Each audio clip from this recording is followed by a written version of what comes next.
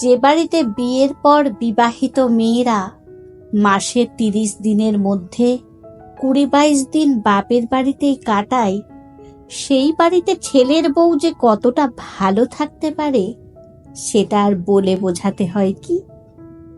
কথায় বলে ননদিনী রায়বাঘিনী। এমন কথা ছোট থেকেই শুনে আসছি। ননদ সম্পর্কে এমন বিশেষণটা বহুকাল আগে থেকেই প্রচলিত। আমি ভাবতাম, ননদরা কি সত্যিই রায়বাঘিনী হয়? না, ননদ মানেই যে সবসময় রায়বাঘিনী হয় না, সেটা আমাদের এই 2 পিসিকে দেখেই বুঝতাম। আমার 2 পিসি মানে আমার মায়ের 2 ননদ। বড় পিসির বিয়ে হলেও ছোট পিসির বিয়ে হয়নি। বিয়ে হয়নি বলবো না, ছোট পিসি নিজেই বিয়ে করেনি। আমার মা বলে, জানিস পিউ, আমি বিয়ের পর যখন এ বাড়িতে এলাম তখন ভীষণ ভয়ে ভয়ে থাকতাম, কারণ বাড়িতে রয়েছে তখন অবিবাহিতা ননদ। পরে সংসার করতে গিয়ে বুঝলাম, ননদ মানে রায়বাঘিনী নয়। ননদ যে কখন নিজের দিদি হয়ে গিয়েছিল বুঝতেই পারিনি। তবে তোর ঠাকুমা মানুষটা খুব ভালো ছিল। অমন শাশুড়ি পেয়ে নিজেকে ভাগ্যবতী বলে মনে হতো। তোর ঠাকুমা বলতেন, পরের বাড়ির মেয়েকে নিজের বাড়ির মেয়ে করতে গেলে আগে তাকে ভালোবাসতে হয়। একটা বড় গাছকে উপড়ে নিয়ে এসে যেখানে সেখানে বসিয়ে দিলে গাছটা বাঁচে না। তাকে বাঁচানোর জন্য সবচেয়ে বেশি চেষ্টা আমাকেই করতে হবে। তারপর গাছটা মাটির সঙ্গে জোড়া লেগে গেলেই গাছটা তখন ফুল ফল সব দেবে। একজন লেখাপড়া না জানা গ্রাম্য মানুষের এমন কথাটা, তাও প্রায় আজ থেকে কত বছর আগের কথা। মনটা উদার হলে তবেই তো এমন ভাবনা কেউ ভাবতে পারে, তাই না?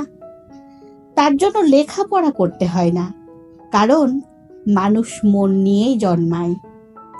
ছোট থেকেই দেখেছি আমার 2 পিসি আমার মাকে এত ভালোবাসতো।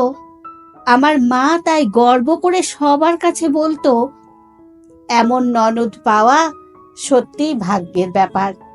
সেই ভালোবাসা আজও অটুট। এখনো আমার মা সময় পেলেই পিসির বাড়িতে গিয়ে কাটিয়ে আসে।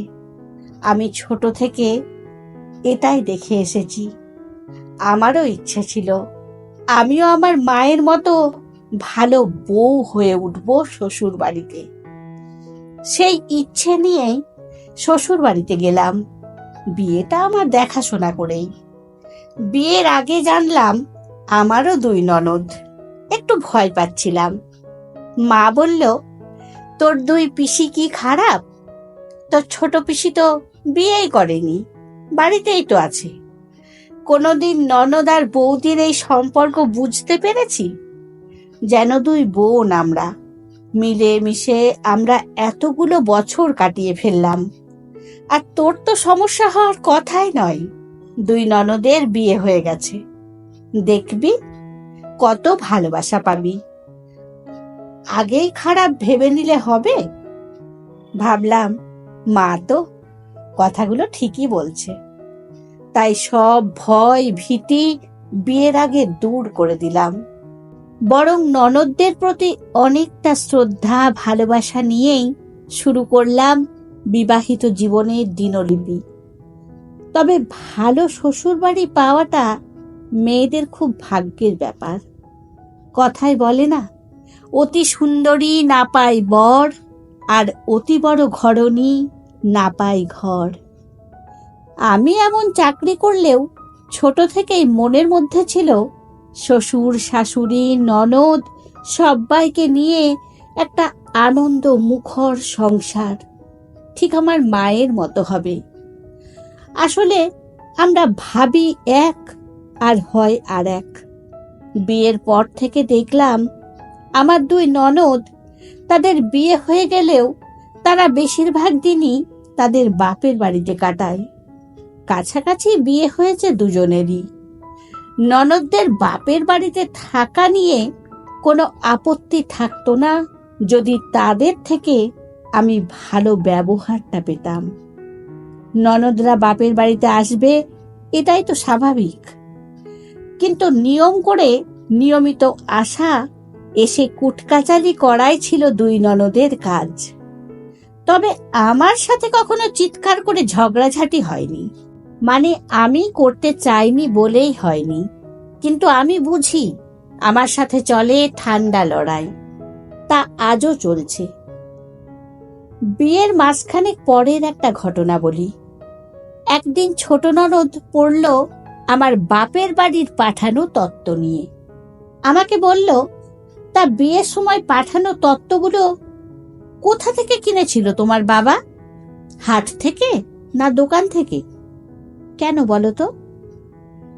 আসলে সব শাড়িগুলোই ভালো হয়েছে, কিন্তু মায়ের শাড়িটা মোটেই ভালো হয়নি। মাকে যখন দিচ্ছ তখন একটু ভালো দেখেই দিতে পারতে তো। আমাদের ভালো খারাপ যাই দাও, কিছু মনে করব না আমরা। মায়ের শাড়ি, তাই বললাম। অবাক করার মতো বিষয় হলো, আমার শাশুড়ির শাড়িটাই সব থেকে বেশি দামি ছিল। কি যে বলবো, ভাষা খুঁজে পাচ্ছিলাম না। সেদিন চুপ করেই গিয়েছিলাম। ভাবলাম সব কথার জবাব দিতে নেই। তখন এটা বুঝলাম না, শাশুড়ির সামনে এই কথাখানা বলে কি বার্তা দিতে চাইলো আমার ছোট ননদ। পরে বুঝলাম, অন্যায় অপমানজনক কথাবার্তা মেনে নিয়ে চুপ থাকাটাও কিন্তু বড় অন্যায়। ভাবলাম স্ট্রেট কথা বলবো, আর সেটাই হলো দোষের। একটা সামান্য বিষয় নিয়ে একদিন শাশুড়ি মার সাথে কথা হচ্ছিল। কোনো কথা কাটাকাটি বা তর্ক কিছুই নয়। হঠাৎ বড় ননদ বলে বসলো, বড়দের সাথে তুমি ওভাবে কথা বলছো যে? তুমি তো বেশ মুখোড়া। সবে 3 মাস বিয়ে হয়েছে, এখন থেকে মায়ের মুখে মুখে উত্তর? কিছুই কি শেখোনি? না তোমাকে বাবা মা কিছুই শেখায়নি? আমারও তো শাশুড়ি আছে, কই আমি তো ওরকম করে কথা বলি না। আমাকে মুখোড়া বললে আমার গায়ে লাগেনি, কিন্তু বাবা মা শেখায়নি বলাটা ভীষণ গায়ে লাগলো। তখন সবে নতুন বিয়ে হয়েছে আমার, তবুও বেশ সাহস করেই বললাম, শাশুড়ি বৌমা একসাথে থাকলে ওরকম 2-1 কথা হয়। তবে দিদি, তুমি তো শাশুড়ির কাছেই থাকো না, থাকলে এরকম 2-1 কথা কিন্তু হতোই। তারপরের কথাগুলো আর না বলাই ভালো। যারা নিজেরাই শাশুড়ির কাছে থাকে না, তারাই আবার আমার ভুল ধরে। কথায় আছে, আপনি আচরি ধর্মে পরের এসে খাও। এই দুটো ঘটনা জাস্ট নমুনা মাত্র। এই রকম কথাবার্তা প্রায় দিনই হতো, আর সেটা 5 বছর ধরেই চলছে। এখন আর এইসব কথাগুলোকে পাত্তা দিই না।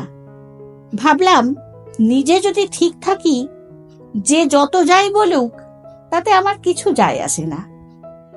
বিয়ের পর শাশুড়ি বৌমার একটা বন্ডিং তৈরি হয়। দুটো মানুষ একসঙ্গে থাকতে থাকতে ভালো মন্দ সব থাকবে, তার মধ্যে একটা টান গড়ে উঠবে। আমার শাশুড়ির সাথে এই কয়েক বছরে কোনো ঝগড়া বা খারাপ স্মৃতি আমার নেই, কিন্তু যে টানটা আমি আমার মা ঠাকুমার মধ্যে তৈরি হতে দেখেছি, সেটা আমার সাথে আমার শাশুড়ির আর তৈরি হলো না। তার কারণ ওই 2 ননদ। দুজন মানুষের ভালো সম্পর্কের পথে প্রাচীরের মতন দাঁড়িয়ে আছে ওই 2 জন। তাই ভাবি, 5 বছরে না হলে তা 15 বছরেও হবে না, যতদিন না এই বিবাহিতা 2 ননদ নিজের শ্বশুর বাড়িতে গিয়ে থাকছে। এরা নিজেরাও কোনো সম্পর্ক গড়ে না, অন্যকেও গড়তে দেয় না। আমি চাইলেও আমার প্রতি শাশুড়ির সেই টানটা আর কখনোই তৈরি হবে না। মাঝে মাঝে মনটা খারাপ হয়, ননদদের এই ব্যবহারে। তখন মাকে বলে মনটা হালকা করি। মা বলে, থাক না দুই ননদ, আর যদি ওরা দুই বোন না হয়ে দুই ভাই হতো, ওরা তো এই বাড়িতেই থাকতো। ওদের কথায় অত গুরুত্ব দিস না। আমি অসুস্থ থাকলে আমার খাবারটা আমাকে নিজেকে নিয়েই খেতে হয়। তবে আমার স্বামী যে খেয়ালটা রাখে, ওইটুকুই আমার সুখ। একজন ভালো মানুষের সাথে থাকতে পারি আমি। তবে শ্বশুর শাশুড়ি কেউ অসুস্থ হলে দুই ননদ ব্যাগপত্র গুছিয়ে চলে যায় শ্বশুর বাড়ি। তখন আমি শ্বশুর শাশুড়ির পাশে থাকি, আমার সাধ্য মতো তাদের সেবা করি, কারণ ওটা আমার ডিউটি। আমার মাকে দেখে সেটাই আমি শিখেছি। তারপরেও বৌমা অপেক্ষা নিজের মেয়েরাই ভালো, এটাই স্বাভাবিক। কোনো বাবা মা আবার নিজের মেয়েকে খারাপ বলে বৌমাকে ভালো করে দেখে কি? যে যত খারাপই হোক, বাবা মায়ের কাছে সব ছেলে মেয়েই ভালো। একটা কথা সত্যি, যে বাড়িতে বিয়ের পর বিবাহিতা মেয়েরা ইচ্ছে করে বাপের বাড়িতে এসে কাটায়, সেই বাড়িতে ছেলের বউরা কখনো শ্বশুর শাশুড়ির আদর ভালোবাসা পায় না, সে যত ভালো বউই হোক। তবে একটা কথা সত্যি, এক জীবনে সব পাওয়া যায় না। আমি একা ভালো হলে হবে না, আশেপাশের মানুষগুলোকেও ভালো হতে হবে। তবে ননদদের এই কুটকাচালি নিয়ে আর মাথা ঘামায় না, নিজের মতো করেই আনন্দে থাকি। আর এটা হলো সংসার। সংসারে মাঝে মধ্যে সং সেজেই থাকতে হবে। বন থেকে বাঘ তুলে নিয়ে আসা যায়, কিন্তু বাঘের মন থেকে তো বন তুলতে পারবো না। তবু মাঝে মধ্যে একটু খারাপ লাগে, মাকে তো তাই সব বলি। জানো মা, আমিও তো তোমার মতো একটা সুন্দর সংসার চেয়েছিলাম, কিন্তু পেলাম না। মা বলে, ভালো মন্দ নিয়েই তো জীবন, ভালো বর তো পেয়েছিস। আমি মুচকি হেসে বলি, ঠিক বলেছ মা। তবে তোমার যেমন ননদেনি, আমার তেমনি রায়বাঘিনী। কলমে সরজিৎ ঘোষ, কণ্ঠে সোনালী।